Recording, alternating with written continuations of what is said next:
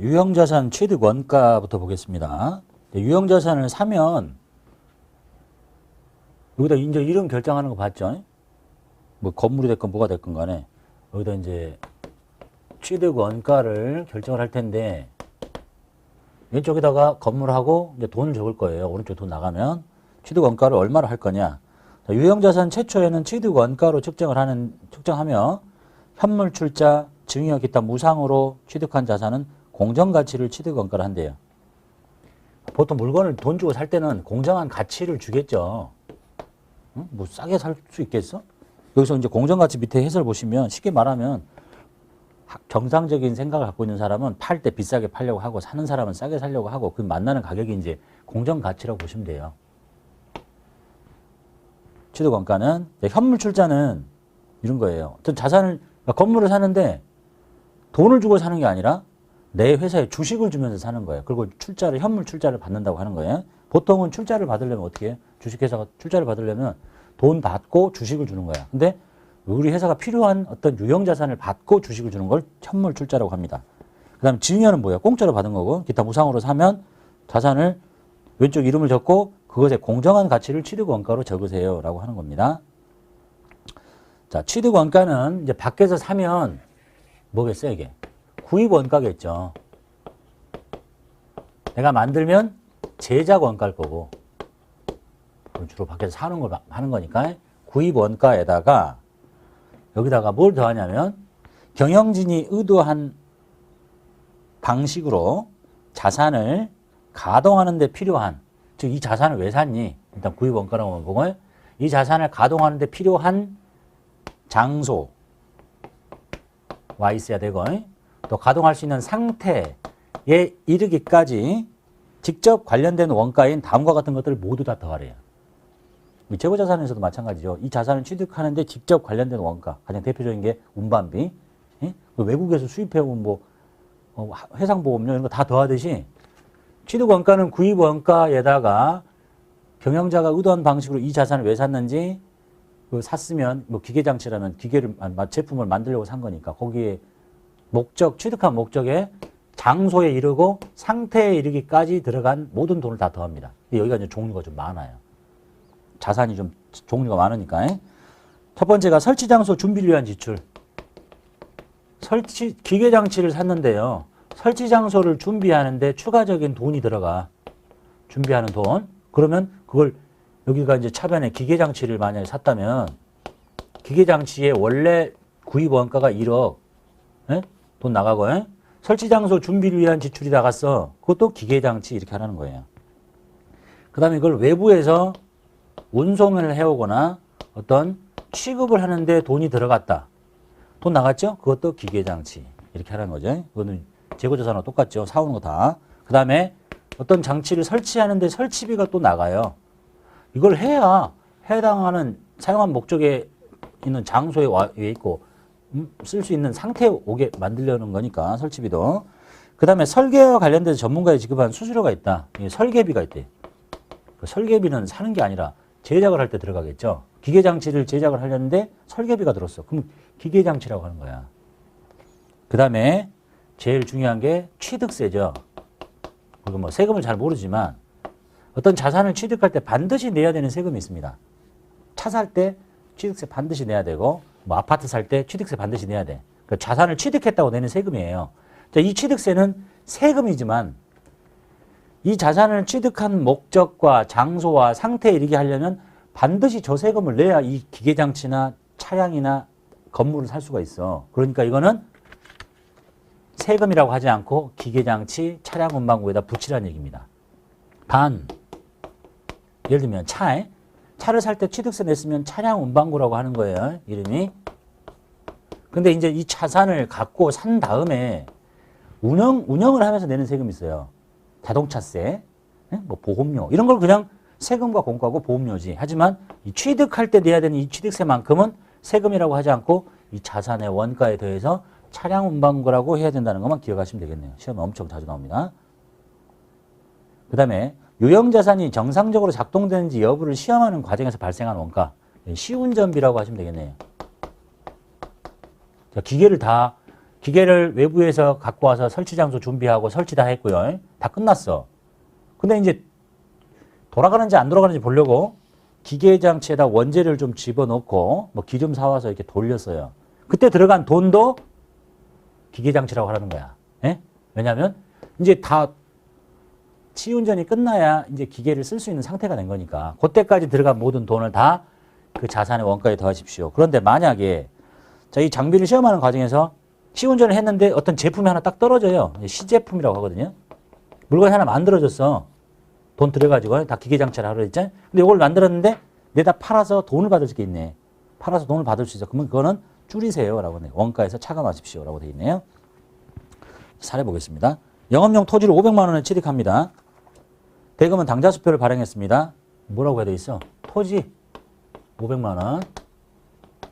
당좌수표를 발행하면 어디서 돈이 나가요? 나의 당좌예금 통장에서 나가요. 당좌예금을 줄입니다. 이렇게. 이게 뭐야? 구입원가잖아. 그 다음에 중개수수료가 들어갔어요. 그 다음에 여러 가지 재비용도 들어갔어요. 이 자산을 취득하는데 추가적으로 들어간 거죠. 그러면 다 토지라고 붙이려는 거야.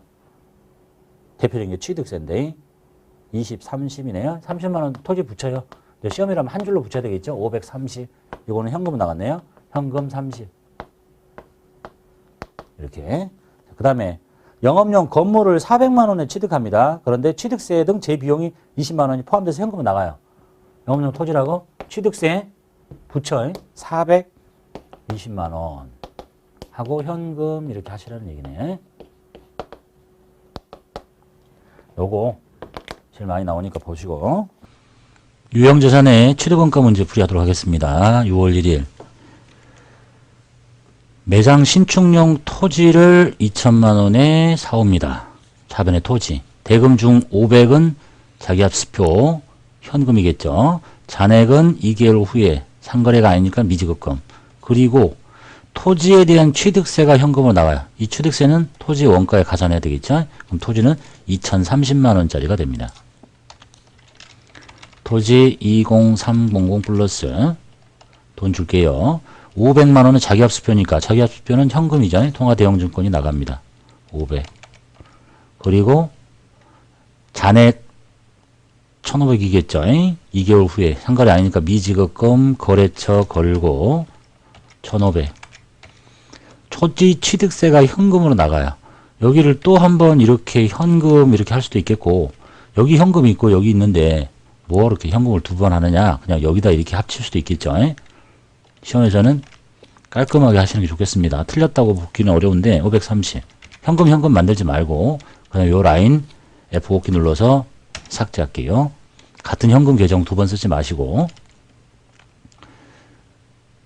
두 번째 거. 매장 건물을 신축하기 위해서 토지를 취득합니다. 차변의 토지 대금은 5천만 원. 당좌수표를 발행했으니까 당좌 예금의 감소인데 부동산 중개수수료와 취득세가 현금으로 나갔습니다. 요 금액 여기다가 더해 주셔야 되겠죠.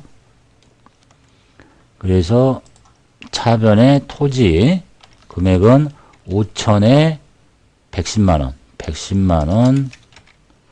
대변에 당좌수표를 발행했으니까 당좌 예금의 감소가 5천만 원이고 중개수수료 취득세는 현금으로 나갔네요. 110만 원. 3번 매장 건물을 1,000만 원에 구입합니다. 차변의 건물. 200은 현금 나갔죠. 잔액은 미지급금.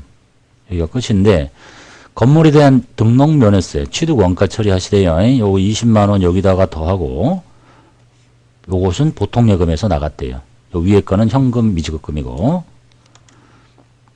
차변에 건물을 취득했습니다. 금액은 1,000만 원 플러스 20만 원이니까 1,020만 원 돈 줄게요. 200은 현금 200 그리고 잔액은 미지급금 거래처 걸어야 되겠죠.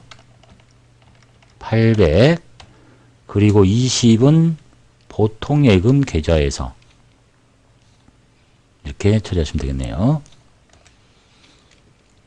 네 번째, 컴퓨터의 품질 검사를 위해서 기계장치를 사옵니다. 기계장치 120만원. 돈 줘야 되겠는데 50은 현금으로 지급. 잔액은 1개월 후에 미지급금.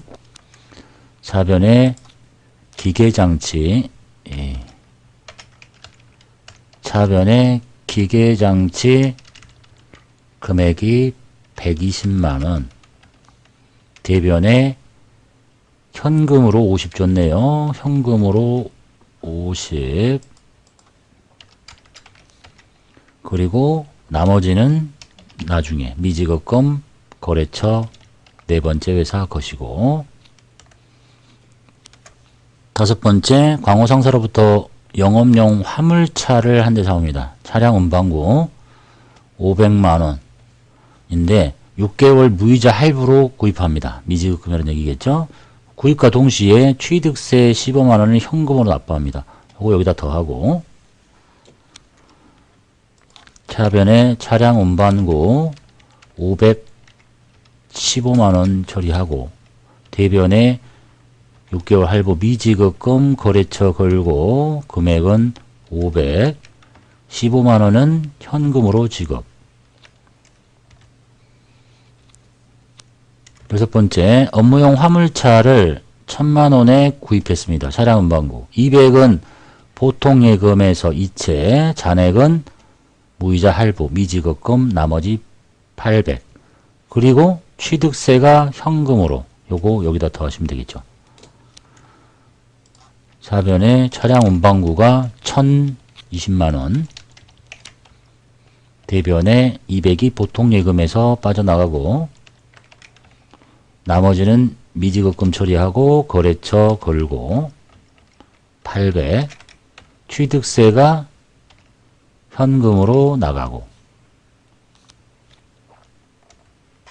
7번, 업무용에 사용할 오토바이 세대, 오토바이도 차량 운반구예요. 1500만원에 구입합니다. 차량 운반구. 계약금 100을 제외한, 계약금을 6월 1일에 줬을 때 뭐라고 처리했겠어요? 선급금이라고 했겠죠. 실제 시험이라면 6월 1일에 가면 데이터가 있어야 되는 거고, 저희는 데이터 없으니까 그냥 금액 알려줬기 때문에 선급금. 나머지는 6개월 후에 미지급금 처리하시면 되겠네요. 실제로는 이제 6월 1일 이렇게 들어가서 금액을 안 가르쳐 줬을 때, 저희는 전표 없으니까 금액 알려줬기 때문에 추측이 가능하죠. 차변에 차량 운반구 금액은 1500만원 쓰고, 돈 먼저 준 거 선급금 거래처 걸고, 금액은 100만원. 나머지는 6개월 후에 미지급금 거래처 똑같이 걸고.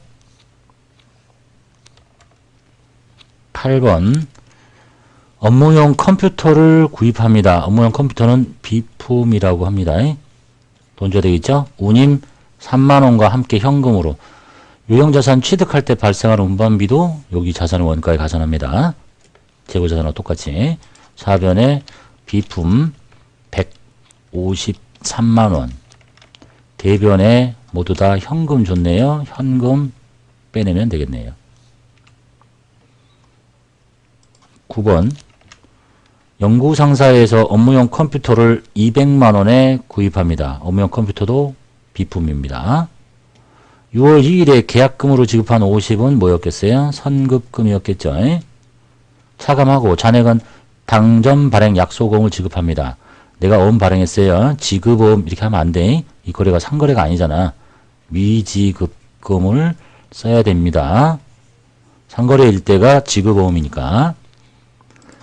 4변에 비품 샀습니다. 200만원 밖에 없죠. 200. 돈 줄게요. 6월 2일 계약금으로 지급한 금액은 선급금, 거래처 걸어서 없애버리고 금액이 50만원. 그리고 나머지는 약소금 발행했다고 지급보험 쓰시면 안 돼요. 미지급금, 연구상사 처리하시면 되겠네요.